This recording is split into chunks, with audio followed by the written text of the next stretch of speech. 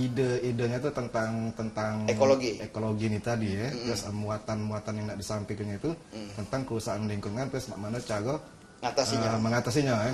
Nah, kalau dari segi misalnya pilihan-pilihan idiom-idiom ataupun artistiknya ya, dari segi estetika ya, itu mungkin betul ada studi juga di situ. Ya, jadi nih di teater botol itu menurut kita kan semua, kita anggaplah kita ngomong seni lah dikit ya.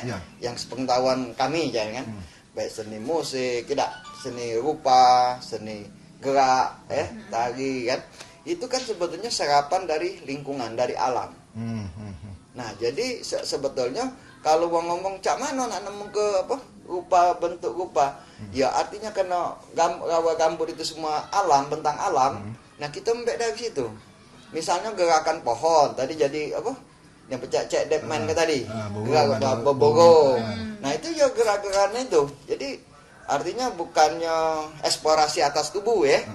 Misalnya goyang-goyang pinggul, bukan itu kan? Yang aku tonton tema kan ada petani ya, nanam terus ada ngawak kendi itu. Jadi itu prosesnya yang ada dalam kehidupan itu. Nah, karena kita nih pekerja seni, kita tinggal nyusun baca. Bagaimana ini menjadi alur, ini menjadi menarik, gitu deh, supaya wong bisa paham. Jadi kalau persoalan sumber estetikanya yang ada dalam kehidupan di rawa gambut itu lah. Itu. Nah, itu kan teater potret nih pentas yang pertamanya di Palembang, kita penonton. Nah, terus kan itu dipentaskan juga di beberapa kota di Sumatera. Nah, itu kira-kira respon ataupun tanggapan dari apresiasi baik itu dari masyarakat juga dari pihak yang terkait, pihak pemerintah lewat badan sama instansi itu mana nih? Nah, ini yang menarik. Sebenarnya secara estetika itu responnya positif. Tapi ketika kita ngomong rawa gambut itu agak bingung wong tuh. Apa tuh rawa gambut? Tapi ketika kita ngomong lebak misalnya, lebak. Nah, itu harus paham. Jadi gambut ini memang bukan bahasa kita. Gambut ini kita lebih kenal lebak ya. Lebak. Nah, artinya kalau nak ngembeknya tuh apa rawa gambut, rawa dengan lebak. Nah, gambut ini kan dari bahasa Banjar, Kalimantan. Jadi untuk biar paham juga, kawan-kawan penonton juga, yang dimaksud ke gambut ini yola lebak uji kita tuh. Kalau di tempat kita sini. Ya, jadi lebak itu nah. Dan memang ada, dan yang lucu lagi, memang kita sudah bukan lucu sih, yang harus kita pahami bahwa masyarakat tuh menganggap bahwa lebak itu tidak bisa dikelola. Oh, jadi anggapan di masyarakat selama ini tidak pacak dikelola kan? Iya, lebak itu cuma dimbe iwak dengan pohonnya, Pak. Iya. Nah, jadi kalau sudah pohonnya habis, iwaknya habis, pikirannya nak nimbun. Bahkan ada ngomong penonton di Lampung tuh ngomong, itu kan kami nganggapnya tuh tanah telantar. Jadi pemahaman soal fungsi gambut sebagai resapan banyu, mak uji kita tuh sebagai tempat nyimpen karbon tuh memang masih belum sampai di masyarakat. Makanya di Palembang dulu yang banyak gambut ya, jangan heran misalnya juga ditimbun karena dia nganggap gambut itu tidak kata fungsi, lebak itu tidak kata apa? Kata fungsi. Nah, itu fungsinya sebetulnya salah satu hal kenapa wong tidak begitu sayang dengan rawa gambut atau lebak, karena memang kita belum paham fungsinya. Ya, ada sebagian sudah paham gitu. Yang paham banyak nak diusah, apalagi yang tidak paham. Tapi kan ada juga aku yakin penimbunan itu kalau masyarakat mungkin ada juga. Cuma yang lebih masif itu kan digerakkan oleh semacam kalau kita lihat ini banyak kuman-kuman muncul ini. Itu kan lebih masif. Yang akibatnya kalau di pembibitan sebelumnya kan terjadi banjir di wilayah ini. Ada dibangun rumah ini. Ya, jadi kalau kita ini karakter yang aku tahu ya, yang aku juga belajar dengan wong tanah, wong yang ahli gambut. Jadi gambut itu kan spon ya. Spon itu tempat nyimpan banyu. Yang terjadi selama ini kan yang spon itu kan langsung ditimbun nih. Iya. Langsung ditimbun. Nah, karakter banyu ini sudah beratus-ratus tahun udah lewat situ. Ya, jadi ketika itu ditimbun di wadah perumahan, banyunya tetap lari ke sini, makanya banjir. Jadi nak setinggi apapun, banyu tetap lari ke sini. Nah, karena banyu itu larinya bukan dari pojok, juga dari bawah tanah, itu. Nah, jadi sebenarnya maaf ngomong, kalau ada perumahan di apa? Berdulunya bekas lebak, ngikut lataan yang setinggi apa, sewaktu-waktu itu kayak gitu tetap banjir. Karena muncul dari bawah. Dari bawah, dari samping. Dari bawah dan samping. Nah, itu buktinya cak mana misalnya daerah misalnya dulu kan di Jawa juga ada, khususnya daerah Jawa Barat ya, daerah DKI. Nah, Jakarta itu juga bekas wilayah gambut dulu. Ya. Makanya sekarang yang terjadi di Jakarta tuh banjir, dekat resapan. Nah, Palembang juga kayak itu. Nah, selokan sebesar apa, ya, karena resapannya sudah hilang, itu ya bukan kita nak doa ya. Ya faktanya memang harus banjir. Jadi waktu-waktu bagi tetap ada banjir. Nah, pecah mana caranya? Nah, caranya paling-paling kita bisa buat mengimbangi, misalnya menanam pohon-pohon yang bisa menyerap banyu. Terus kita gambut lebak yang ada jangan kita rusak.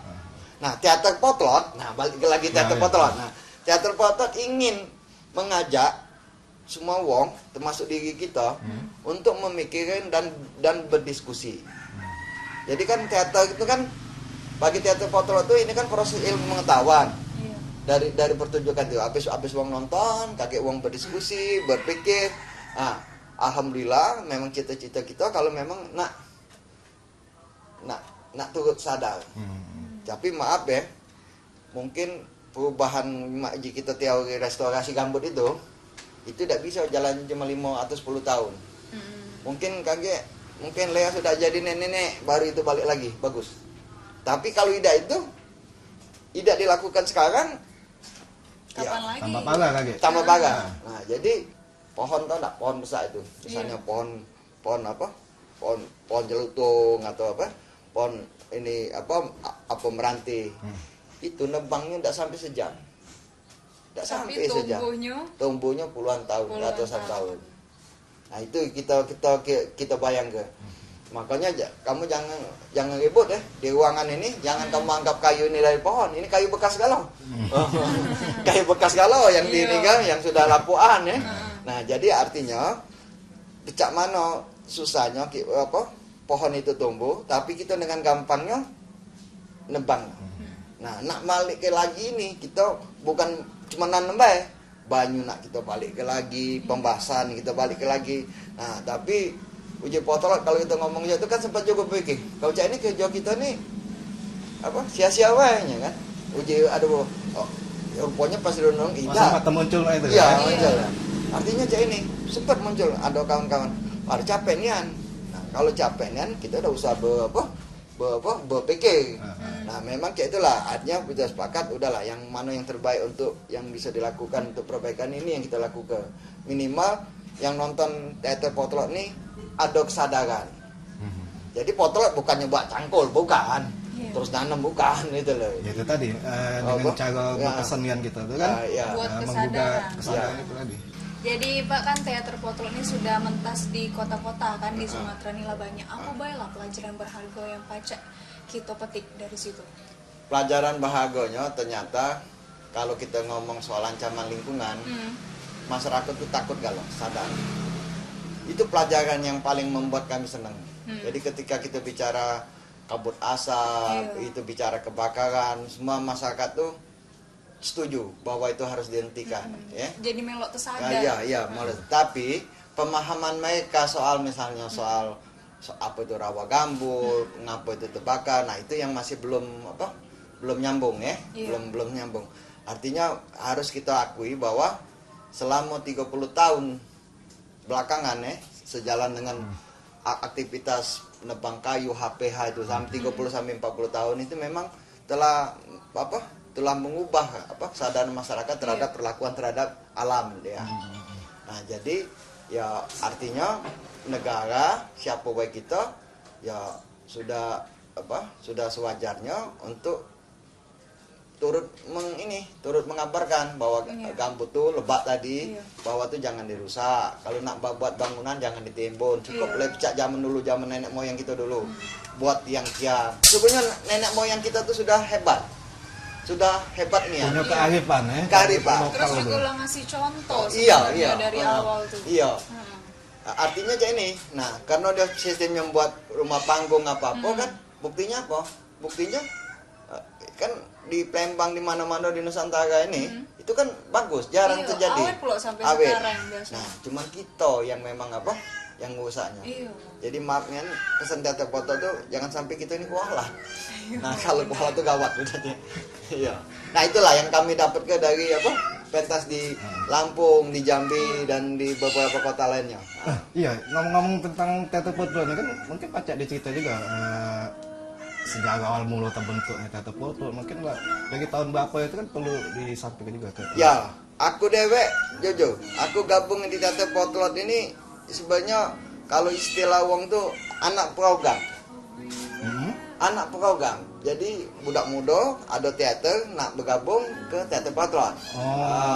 Mikut-mikut ini lah, mikut apa? Mentas. Tapi ku dengar cerita-ceritanya teater dari yang tua-tua ya. Teater potlot ini terbentuk dari Karang Taruna. Awal mulanya tuh. Karang Taruna di daerah Dwi Kora, di Lorong Serasan. Nah, pendirinya tuh antara lain Anwar Tabayu, Koni Sema, Muntako, terus ada kakaknya Muntako. Jadi cak di lorong ini lah kampung ini lahirlah. Nah, Karang Taruna itu kan banyak bidang olahraga, bidang apa nah ini bidang di bawah Karang Taruna. Nah, itu yang namanya bidang apa? Bidang kesenian. Nah, kesenian itu lah buatlah teater, namanya potlot. Teater potlot. Nah, lama-lama karena mentas di waktu itu awal kan Bayu kan buat jadi sutradara dari nulis. Itu sekitar tahun 80-an. 86. 86. 85, 86. Nah, jadi dia belum lahir. Belum konsep dia. Ya. Nah, apa? Aku dewek daripada anak program itu tahun 90. Jadi 4 tahun setelah apa? Potlot itu berdiri. Nah, Potlot itu kalau sekarang tuh ada Yani. Yani itu kan, Yani yang pernah aktif di Potlot itu misalnya Muntako. Banyak lah wong-wong tua. Nah, sekitar tahun 94 Potlot itu di bawah kepemimpinan Koni. Nah, makanya aku nih dengan Koni misalnya mendampingi. Nah, itulah proses. Akhirnya kami mentransformasi teater potlot dari menjadi sebuah teater sebagai sebuah ilmu pengetahuan. Itu dari itu. Makanya konsep awalnya kami studi tentang teks pemahaman tentang modernisme, tentang demokrasi. Itulah gagasan pembangunan sutradara, Bonseras itu kan. Itu kira-kira.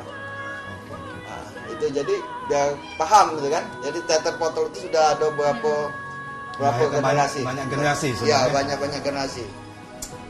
Oke, Bang, aku rasa sudah cukup banyak yang disampaikan ke pemirsa kita. Baik itu tentang teater potlot dewek juga tentang kondisi yang kita hadapi beberapa tahun kemarin sampai ini hari. Kan? Kalau ini mungkin harus diantisipasi ancaman dari pemotongan lahan gambut itu. Ya. Dan juga bisa ada ya, sebagai generasi muda tuh siapa lagi kalau bukan kita yang bakal ngelanjutinya. Dan juga Cak Kato, Pak Om tadi, kalau misalnya kapan lagi kita bakal nembon pohon itu kalau bukan sekarang, soalnya numbuhnya itu puluh tahun dan juga nebangnya itu bentar ya. Nah, gimana ya Sengat solusinya ialah dengan nebang pohon, jangan sampai karbon itu tuh tercemar. Nah, kalau yang tidak kalah penting itu deh itu membuka kesadaran. Iya, benar. Dari kesadaran itulah wong kecil juga. Ya, sebenarnya kalau tidak sadar-sadar walat gitu. Walatnya ialah kita tadi bukan ngirup O2 tapi ngirup CO2. CO2 walat. Mudah-mudahan tidak lah. Ya, insyaallah tidak. Jangan sampai Palembang tenggelam. Turunan kita tuh hidupnya dalam Ingat pula tiap hari nak berbahas. Oke, makasih banyak. Ya. Makasih dia. Saya lupa nih ngopi. Ayo ngopi dulu kita. Iya. Kalau pepek bentar lagi kayak. Oh.